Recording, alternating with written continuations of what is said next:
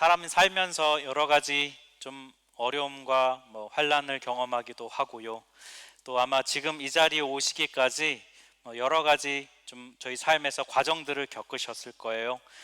어떤 중요한 시험을 봐서 통과를 해야 되거나 어떤 과정을 잘 이수하고 수료해서 또 다음으로 넘어가야 하는 그런 부분들이 저희들에게 늘 있죠.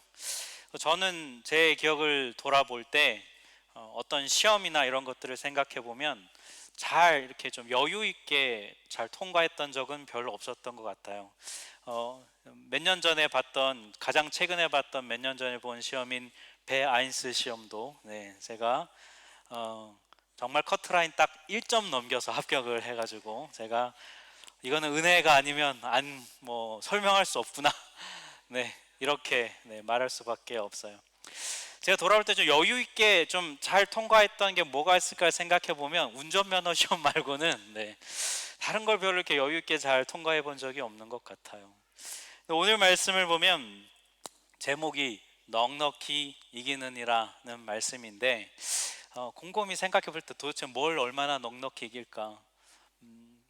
학창 시절, 또 직장 생활, 사역, 결혼 생활 하나 돌아보면 이렇게 넉넉하고 여유 있게 감당했던 적은 별로 없는 것 같아요. 그런 우리에게 오늘 말씀은 넉넉하게 이긴다라고 선포해주고 있는 걸 보니까 무슨 이유가 있는 것 같은데 그것이 무엇인지 저희가 한번 귀 기울여 말씀을 들어보려고 해요. 오늘 본문 로마서 8장 마지막 부분입니다. 저희 로마서 8장을 시작했던 1절 말씀 혹시 기억하시는지 모르겠어요. 그러므로 이제 이렇게 시작하는 8장 말씀, 제가 여기 설교하면서 그러므로라는 단어가 중요하다고 말씀을 드렸었습니다. 그러므로라는 단어는 앞에 나온 내용의 결론을 내는 접속사잖아요. 그러니까 앞에 나온 내용 1장부터 7장까지의 내용을 압축해서 이제 결론을 내는 건데, 그 결론의 핵심을 보면 복음이라고 말씀을 드렸어요. 로마서 1장부터 7장까지의 말하는 복음이 있었습니다. 그 복음이 무엇이었냐면 나를 구원할 수 있는 유일한 능력은 오직 예수이다. 이것이 복음이었습니다. 왜 오직 예수만이 나를 구원할 수 있는 유일한 능력일까? 여러분, 우리 사는 이 세상은 고통으로 가득하죠. 거기에 대해서 기독교는 그 이유가 우리 인간이 하나님을 대적했기 때문이라고 설명합니다. 온 세상의 창조주이신 하나님을 인정하기를 싫어하는 거예요. 그래서 인간이 자기가 주인이 되어서 자기 마음대로 살아가는 거죠. 그 결과가 뭐냐면 우리가 지금 살아가고 있는 이 모습, 많이 망가져 있는 이 세상이에요. 관계가 파괴되었습니다. 여러분, 서로 사랑하는 것보다 우리는 서로 미워하는 것이 훨씬 쉽고 그런 관계가 훨씬 많아요. 절제하기보다는 욕심을 부립니다. 다른 사람 배려하기보다는 자기중심적이고 이기적으로 살아가지요. 그리고 내 가족만 큰 문제가 없으면 다른 사람이 좀 어떻게 되든 그렇게 크게 많이 신경 쓰지 않는 세상을 살아요. 하나님이 만드신 창조 질서도 깨졌습니다. 옛부터 전쟁은 끊임없이 일어나고 있고 오늘날에도 전쟁은 지속되고 있어요. 지구 환경이 파괴되어서 기후위기가 심각하다. 이런 일들이 여러분 계속해서 일어나는 이유가 무엇이냐면 인간이 세상의 주인이 아닌데 이 세상의 주인 행세를 하고 있기 때문이라고 로마서는 설명해요. 이런 현실에 대해서 이렇게 말합니다. 너는 죄의 지배 아래 있다. 너가 주인인 것 같지만 착각하지 말라는 거예요. 너는 사실 죄와 너의 욕심과 탐욕과 정욕의 노예라는 것이죠. 근데 더 큰 문제가 있어요. 문제는 뭐냐면 이 죄의 지배로부터 벗어나고 싶지만 너의 힘으로 벗어날 수 없다는 것입니다. 죄로부터 벗어날 수 있는 유일한 방법은 오직 예수 그리스도의 십자가, 그 죽음과 부활 말고는 다른 방법이 없다. 그래서 예수님이 구원의 능력이고 그분만이 우리를 죄로부터 탈출시켜 주실 수 있다는 그 기쁜 소식, 이게 바로 복음이라고 로마서는 설명해요. 그러므로 여러분, 이 8장에서 말하는 우리는 무엇을 믿어야 하냐면 바로 예수님을 믿어야 한다는 것이죠. 그러면 어떻게 되냐면 죄의 지배에서 벗어나서 예수님의 지배, 즉 은혜의 지배를 받게 된다는 겁니다. 이게 복음이에요. 그리고 은혜의 지배 아래서 실제로 살아가도록 도와주시는 분이 바로 성령님이시죠. 그래서 우리는 지난 4시간에 걸쳐서 성령님이 우리에게 무슨 역할을 하시는가를 들었지요. 바로 성령님은 우리에게 인도자가 되시고 보증자가 되시고 비전의 영이 되시고 그리고 우리를 중보하시는 분이셨죠. 이 4가지 역할을 통해 우리는 은혜의 지배를 경험하며 이 땅을 살아가는 거예요. 이제 로마서 8장을 마무리합니다. 오늘 본문에서는 복음이 우리에게 주는 특권이 있다는 거예요. 그리스도인에게 주는 특권이 있다고 얘기합니다. 예수를 구원자로 믿고 성령의 도우심을 받는 그리스도인에게 주어진 특권이 무엇인가? 31절부터 34절까지는 그리스도인에게 주어진 3가지 특권을 설명해 주고 있어요. 첫 번째 특권이 뭐냐면 안전과 보호를 보장받는다는 거예요. 31절인데요, 같이 합독하겠습니다. 하나님이 우리 편이시면 누가 우리를 대적하겠습니까? 하나님은 전능자이세요. 힘이 있고 능력이 있어요. 그래서 당신의 자녀들을 보호하고 안전하게 지켜주십니다. 그런데 우리는 이 하나님의 보호하심을 잘 신뢰하지를 못해요. 그래서 어떻게 하냐면 내 힘으로 지키려고 합니다. 이 세상의 위협으로부터 최대한 나를 보호하고 내가 사랑하는 사람들을 지키려고 해요. 노력하고 애를 씁니다. 여러분, 이걸 노력하고 애쓰는 것 자체는 문제가 되지 않아요. 문제는 뭐냐면 하나님에 대한 신뢰함이 없는 노력과 애씀이 문제인 것이죠. 그리스도인에게요, 하나님은 그의 편이 되어 주신다고 약속해 주세요. 여러분, 이 진리를 믿고 누리시기를 축복합니다. 이거 우리 특권이에요. 두 번째 특권이 뭐냐면 필요를 공급받는다는 거예요. 본문 32절 합독하겠습니다. 자기 아들을 아끼지 않으시고 우리 모두를 위하여 내주신 분이 어찌 그 아들과 함께 모든 것을 우리에게 선물로 거저 주지 않으시겠습니까? 하나님이 우리를 너무 사랑하시는데 얼마나 사랑하시냐면 자기가 당신이 가장 사랑하시는 존재인 아들 예수를 내어줄 만큼 우리를 사랑하신다는 거예요. 뭐가 더 아까우시겠냐는 거죠. 만약 우리에게 정말 필요한 게 있다면 하나님은 그 필요를 아시고 우리에게 채워주신다는 거예요. 그렇기 때문에 여러분, 우리가 하나님께 뭐 할 수 있냐면 간구할 수 있어요. 하나님 주세요, 이렇게 기도할 수 있다는 거예요. 그런데 이 간구할 때 태도가 어떠해야 되냐면, 여러분 유명한 말씀 있죠? 빌립보서 4장 6절 7절 뭡니까? 아무것도 염려하지 말고, 그죠? 감사함으로 아뢰라. 왜 염려하지 말고 감사함으로 아뢰라고 말하냐면 하나님이 우리 필요를 아시고 채워주실 것이기 때문이라는 거예요.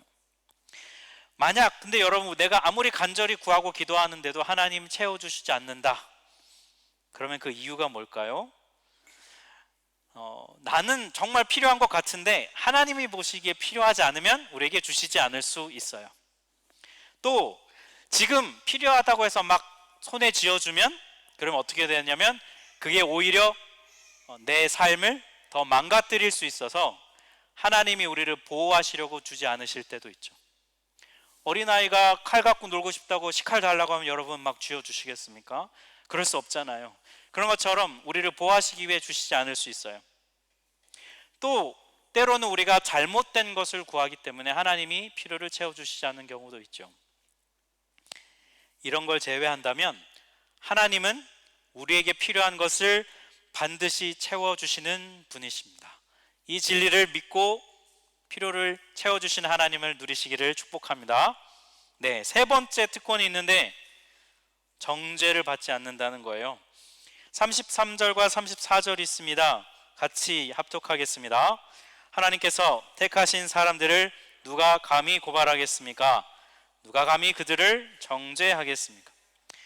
예수님께서 날 대신해서 십자가에서 죽으신 것을 가리켜 속량이라고 말해요. 구속이라고도 합니다. 나 대신에 값을 지불했다는 뜻이에요. 예수님께서 십자가에서 죽으셔서요, 나 대신에 값을 이미 충분히 내 죄값을 지불해 주셨어요. 그래서 더 이상 나한테 캐물을 죄가 없다는 것입니다. 그래서 이게 바로 정죄함이 없다는 말이거든요. 여러 번 말씀을 드렸지만 오늘 한 번 더 말씀을 드립니다. 십자가에서 죽고 부활하신 예수님으로 인해서 나의 죄 문제가 해결되었기 때문에 우리 그리스도인은 최후 심판을 두려워하지 않아도 된다는 거예요. 이미 하나님께서는요, 십자가에 달리신 예수님에게 우리에게 부어야 할 심판을 이미 충분히 부으셨어요. 이미 충분히 진노하셨습니다. 그래서 우리는 이미 용서받은 자가 되었어요.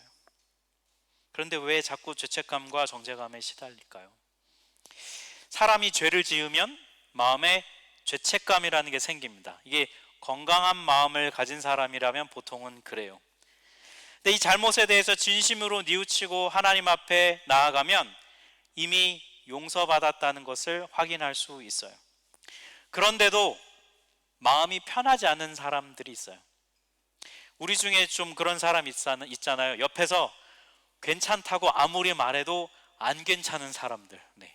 그런 분들이 있잖아요. 그런 분들은 반드시 내 생각이 아니라 하나님의 생각, 하나님의 마음에 더 귀를 기울이고 무엇이 진짜인지를 생각해 보셔야 돼요.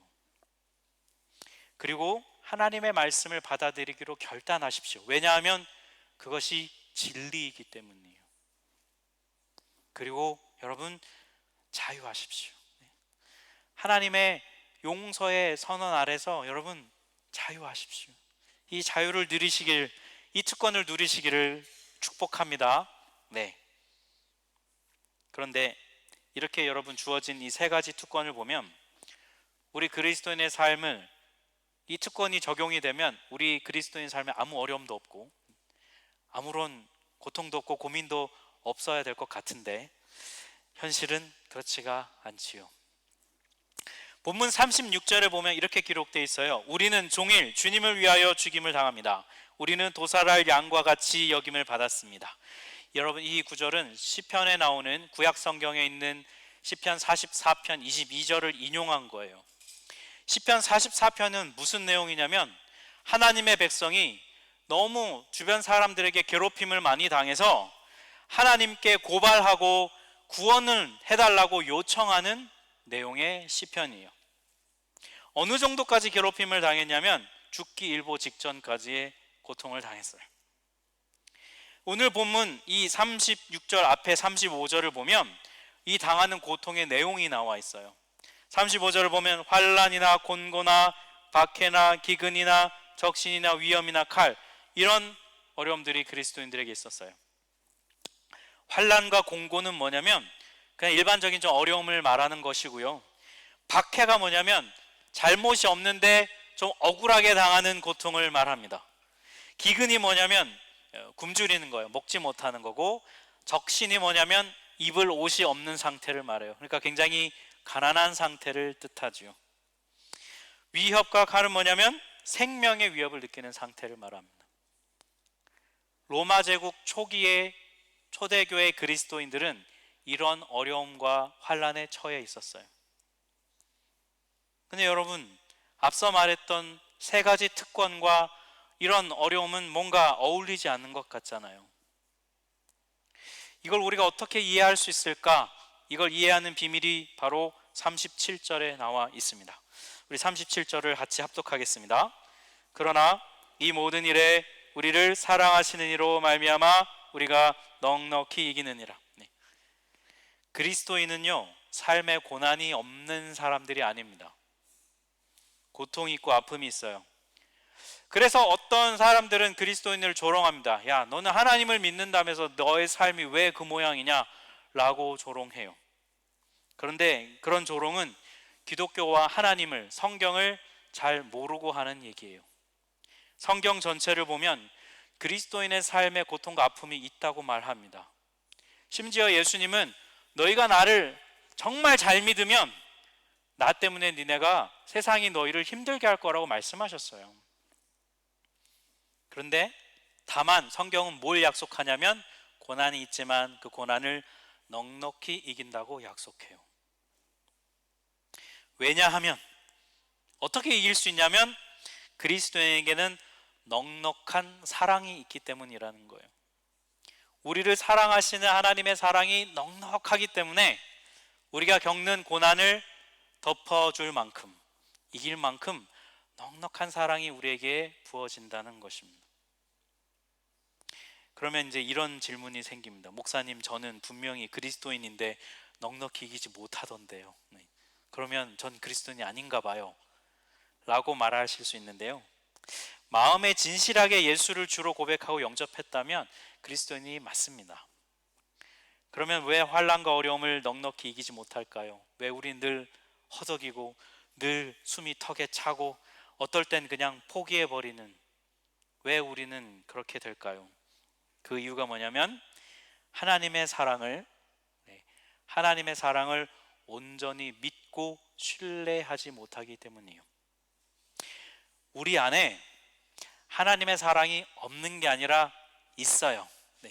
사랑이 있는데 다만 나의 믿음 없음으로 인해서 그 사랑이 내 안에 넉넉하게 머물지 못한다는 것입니다. 저는 종종 이 상태를 그릇으로 비유하는데요, 우리 마음에는 그릇이 있습니다. 이 그릇에는 하나님이 우리에게 베풀어 주시는 사랑과 은혜를 담는 그릇이 있어요. 그런데 우리가 이 세상을 살면서 죄로 인해서, 상처로 인해서, 아픔으로 인해서 이 그릇이 깨어지고 금이 가요. 그러면 분명히 하나님의 은혜를 받아서, 사랑을 받아서 그 그릇에 은혜와 사랑이 담겨 있는데 그게 다 새어나가 버리는 거예요. 분명 하나님의 사랑을 경험했는데 그래서 내 마음에 이게 남아있지가 않은 거예요. 혹은 내 마음의 그릇이 너무 작은 거예요. 우리가 신앙생활을 하고 하나님과의 사랑이 자꾸 깊어지잖아요. 그러면 우리의 마음의 이 그릇이 사이즈가 자꾸 커집니다. 그래서 하나님의 사랑과 은혜를 더 많이 이전보다 담게 돼요. 그런데 하나님과의 관계에 발전도 없고, 하나님을 별로 만나려 하지도 않고, 하나님의 사랑을 점점 잃어버리면, 신앙이 성장하지 않으면 그릇이 그냥 그대로 있는 거예요. 하나님의 사랑을 담아둘 수 있는 양이 너무 작은 거예요. 문제는 우리가 인생을 살아가면서 우리의 삶의 무게는 갈수록 어때요? 무겁고 커져요. 우리가 감당해야 될 인생의 짐이 더 많아집니다. 근데 이거를 감당할 만큼 우리의 마음의 그릇이 커져야 하나님의 사랑이 충분해야 이걸 잘 감당하는데 그러지를 못하는 거예요. 그릇이 깨져 있든지 그릇이 작든지 우리에게 문제의 핵심은 사랑이 부족하다는 거예요. 그리스도인임에도 불구하고 환난과 어려움을 넉넉히 이기지 못하는 이유는 우리 안에 하나님의 사랑이 부족하기 때문에, 하나님이 사랑을 안 해주셔가 아니라 우리가 그 사랑을 충분히 머금고 살아가고 있지 못하기 때문이라는 거예요. 결국 우리 삶의 핵심은 사랑입니다. 우리 인생의 성공과 실패를 가늠할 수 있는 여부는 우리 마음의 그릇에 사랑이 얼마나 담겨 있는가로 판단이 될 거예요. 여러분, 세상도요 이거를 잘 압니다. 여러분, 크리스마스나 뭐 이럴 때 보면, 개봉하는 영화 보면 꼭 가족 영화 뭐 이런 거 있잖아요. 그 아빠가 막 일과 성공에 막 쫓겨가지고 막 다니다가 이런저런 에피소드를 막 경험해서 결국은 집으로 돌아와서 역시 가족의 사랑이 최고야, 뭐 그런 좀 진부한 스토리 같은 거 많이 있잖아요. 세상이 왜 그런 거를 만들겠습니까? 사랑이 최고의 가치라는 걸 알고 있는 거거든요. 근데 어때요? 막상 현실에 정말 부딪히면 아는 대로 행동하지 않아요. 왜요? 어쩔 수 없다고 생각하거든요. 우리는 그거는 영화에서나 그런 거지 현실은 달라라고 우리는 생각하거든요. 혹은 나는 사랑과 성공, 이 모든 걸 다 잘 감당할 수 있어 라고 막 생각하고 열심히 사는 분도 있을지는 모르겠습니다. 욕심이 있는 거예요. 근데 우리가 착각하면 안 되는데요, 우리가 살고 있는 이 세상은요, 세상에서 모든 사람이 칭찬해주는 인정과 성공을 받으면서 동시에 모든 사람들과 사랑하면서 잘 지낼 수 있는 그런 걸 이루기는 어려운 것이에요. 성공과 사랑을 다 손에 쥐고 살아가는 것이 쉽지 않은 세상이에요. 제가 생각해 봤는데 유일한 가능성이 한 가지 있어요. 그게 뭐냐면 부모로부터 물려받은 재산이 많으면 돼요. 부모로부터 재산을 많이 물려받으면서 신앙심이 정말 좋으면 그러면 가능한 것 같아요. 근데 제가 보면 우리 하나교회는 없는 것 같아요. 혹시 우리 하나교회 교인이 아닌데 부모로부터 물려받은 재산이 많으면서 인품도 좋고 사랑을 많이 하는 분이 있으면 5월 26일 이웃사랑 예배 꼭 초대하세요, 여러분. 그런 분은 꼭 우리 하나교회 성도로 만들어야 돼요, 여러분. 한 명은 있어야 되지 않겠습니까? 그리스도인이든지 아니든지 간에 우리 모두는요, 사랑이 우리 삶에서 최고의 가치라는 걸 잘 압니다. 그래서 세상은 노력해요. 열심히 사랑하려고 애를 씁니다. 하지만 여러분, 사람의 사랑은 결국은 한계가 있어요. 여러분 한번 생각해 보세요. 여러분 지금까지 살아오시면서 누군가와 관계를 많이 맺잖아요. 이 사람 친하게 지내면 좋겠다 해서 관계를 막 맺고 집에도 초대하고 나도 그 집도 가고 서로 많이 만나고 대화를 막 해갑니다. 근데 한번 여러분 잘 생각해 보세요. 시간이 점점 지나면서 그 사람에 대해서 실망하고 상처받고 뭔가 관계 트러블이 생기는 게 많아지던가요? 아니면 그 사람과의 관계와 사랑이 날이 갈수록 더 깊어지는 관계가 훨씬 더 많던가요? 여러분 양으로 한번 비교해 보세요. 깨어지는 관계가 많던가요? 깊이 사랑하는 관계가 많던가요? 대부분 깨어지는 관계가 훨씬 많을걸요. 인간적으로 친밀해지는 그 관계 속에서는 반드시 그런 문제가 생기거든요. 이유가 뭘겠습니까? 시간이 지날수록 우리의 죄성이 드러나는 거고요. 사랑의 한계가 드러나서 그 사랑으로 상대의 죄를 덮을 만큼 우리의 사랑은 그렇게 크지 않기 때문에 그러는 거예요. 여러분 가족 간에도 마찬가지입니다. 부부 사이에 여러분 배우자를 위해서 열심히 일하고 막 밤에 열심히 일하고 집에 돌아오면 수고했어 사랑해 라고 안아줍니까? 아니면 왜 이렇게 늦게 왔어? 라는 먼저 얘기합니까? 막 집안에서 열심히 요리도 하고 집안일 돌보고 막 아이들 돌보고 막 했는데 오늘 고생했지 힘들었지라고 말합니까? 집이 왜 이 모양이야? 음식이 왜 이렇게 짜? 이런 말을 우리가 더 많이 하나요? 여러분 부모가 자녀를 위해서 정말 애쓰면서 수고하면서 애를 위해 열심히 섬겨주는데 자녀가 그걸 너무 당연한 듯 받아들이면 부모 마음이 어떻습니까? 괘씸하잖아요. 자녀는 또 부모가 막 상처 주고 아픔을 줘서 마음에 다 말 못하는 게 있는데 부모는 막 자기가 잘하는 줄 알고 계속 뭐라고 하면 자녀는 어때요? 말 다 못하고 더 마음의 상처가 깊어지잖아요.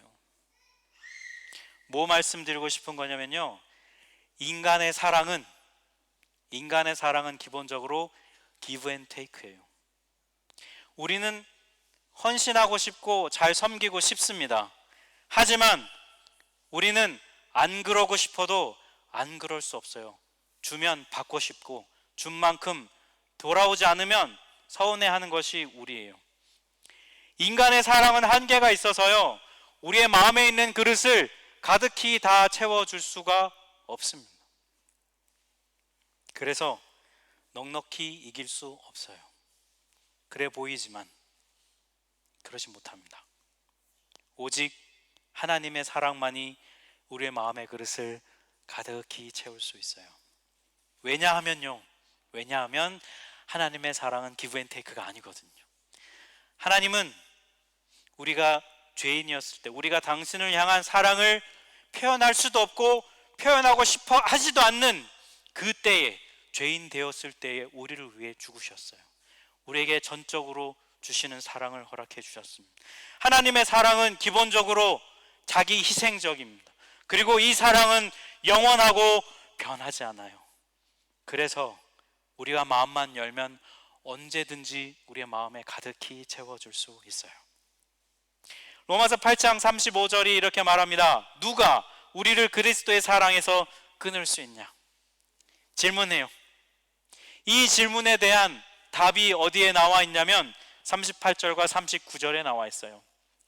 같이 한번 합독하겠습니다. 내가 확신하노니 사망이나 생명이나 천사들이나 권세자들이나 현재일이나 장래일이나 능력이나 높음이나 깊음이나 다른 어떤 피조물이라도 우리를 우리 주 그리스도 예수 안에 있는 하나님의 사랑에서 끊을 수 없으리라. 아멘. 네. 여기 보면 막 나열된 것들이 있죠. 네. 하나님의 사랑에서 우리를 끊을 수 있다고 협박하는 것들이 나와 있어요. 사망이나 생명은 뭡니까? 여러분, 살고 죽는 생존의 문제가 걸리면 여러분 우리는 사랑의 한계를 느껴요. 내가 지금 양보해버리면 내가 죽는다고 생각하면 사람은 남보다 자기가 살고 자기중심적이 되잖아요. 여러분, 비록 아무리 서로 사랑하고 정말 진실하게 사랑해도 인간은 한계가 있어서 언젠가는 죽어요. 우리의 사랑은 영원하지 않아요. 현재일이나 장래일 앞에 우리는 여러분 사랑의 한계를 느낍니다. 지금은 너무 뜨겁게 사랑하는데 앞으로는 어떻게 될지 몰라요. 우리 결혼식장 가면 결혼 생활한 분들은 그러잖아요. 에휴, 지금은 좋을 때다. 장래에 무슨 일이 일어나는지 한번 보자. 3년 뒤에도 이렇게 사랑하나 보자. 이런 마음 막 가지시잖아요, 여러분. 안 그래요? 천사들이나 권세자들, 여러분, 즉 우리보다 더 힘있고 강력한 존재가 있다는 건데 이들이 우리의 사랑을 호시탐탐 뺏어가려고 해요. 오늘날 가장 힘있고 강력한 존재는 돈이에요. 여러분, 돈 앞에 모든 것이 무릎 꿇습니다. 부부관계, 부모와 자녀관계, 형제지간, 친구, 하나님도 버릴 수 있어요. 돈이면. 여러분 잘 경험하고 계시잖아요. 우리는 시간과 공간의 통제를 받는 존재입니다. 우리는 영원히 존재할 수 없어요. 이처럼 우리가 사랑하고 싶어도 온전히 사랑하며 살 수 없도록 우리를 가로막는 이런 것들이 있는데요. 여러분 잘 생각해 보세요. 우리가 안 사랑하는 사람들은 아니에요. 분명히 사랑하는 게 있어요. 분명히 사랑합니다. 자기 나름 방식대로 사랑해요. 문제는 사랑이 부족한 것이 문제입니다. 내 사랑이요, 상대방의 아픔을 치유할 만큼 넉넉하지 못한 것이 문제이고요. 내 사랑이 이 세상의 악함을 이기고 남을 만큼 넉넉하지 못한 게 문제예요. 내 안에 있는 하나님의 사랑이 상대방이 나를 막 미워하고 상대방이 나를 공격하고 해도 그것들을 덮어줄 만큼 내 안에 있는 하나님의 사랑이 부족한 것이 문제입니다. 그래서 우리는 하나님의 사랑이 필요합니다. 나를 위해 기꺼이 아들을 내주신 하나님 아버지의 그 사랑, 변함없는 그 사랑이, 여러분 우리는 하나님의 사랑이 필요한 존재입니다. 내가 아무리 노력하고 내가 열심히 사랑해야지라고 해도 우리의 사랑은 금세 바닥을 드러낼 수밖에 없는 존재예요. 그때 우리는 깨달아야 합니다. 아, 나는 하나님의 사랑이 필요한 존재이구나. 이 비슷한 내용을 담은 우리 짤막한 영상을 하나 잠깐 보고 설교 마무리할게요.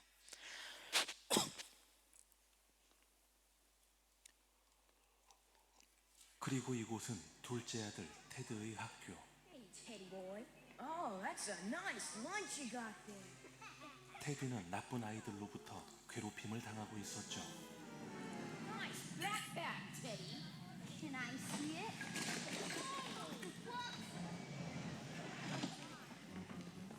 Wait up, Theodore. We want to walk you home. 베토벤의 레이다에 포착된 테드.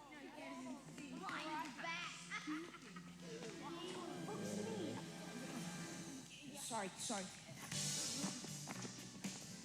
And don't come back.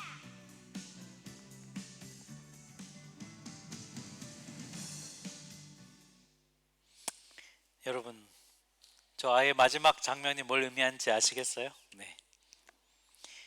자기가 이긴 줄 알고 착각하는 거잖아요. 저는 저 아이의 모습이 꼭 우리 모습 같습니다.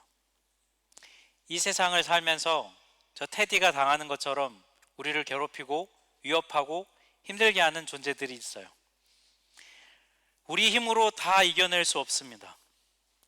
여러분, 하나 해결한 것 같지만 좀만 기다려 보세요. 금세 다른 게 또 옵니다. 네. 계속 와요. 모든 것이 내 힘으로 감당할 수 없을 때 우리는 깨달아야 합니다. 아, 나는 하나님의 사랑이 필요한 존재구나. 거울을 보면서 내가 이겼구나, 내가 잘했구나 막 이렇게 하는 것 같지만 사실 뒤에 하나님이 계셨다는 걸 모르는 거거든요. 한계가 없는 하나님의 사랑이 가득히 채워질 때 우리는 내 힘으로 감당할 수 없던 것도 넉넉히 이기는 우리 자신을 발견하게 됩니다. 내 힘으로 이기는 것처럼 착각할 때도 있어요. 하지만 하나님의 은혜와 사랑이 내 안에 있어서 이걸 이기게 하시는 거구나라는 것을 깨닫는 그 은혜가 바로 오늘 이 말씀이 우리에게 얘기해 주고 있는 것입니다. 사랑하는 여러분, 우리는 하나님의 사랑이 필요한 존재입니다. 하나님은 정말 다행인 것은, 감사한 것은 하나님이 우리를 진심으로 사랑하신다는 거예요. 그리고 하나님의 사랑은 메마르지 않고 영원히 우리에게 허락되고 있다는 것입니다. 우리의 마음을 열어서 깨어진 우리의 마음의 그릇을 고치고 작은 우리의 마음의 그릇을 하나님의 사랑 가운데 넓혀서 넉넉히 이기는 여러분 되시길 축복합니다. 우리 시편 118편 6절 이 한 구절 선포하고 찬양하겠습니다. 합독하겠습니다. 여호와는 내 편이시라 내가 두려워하지 아니하리니 사람이 내게 어찌할까. 아멘. 함께 찬양하겠습니다.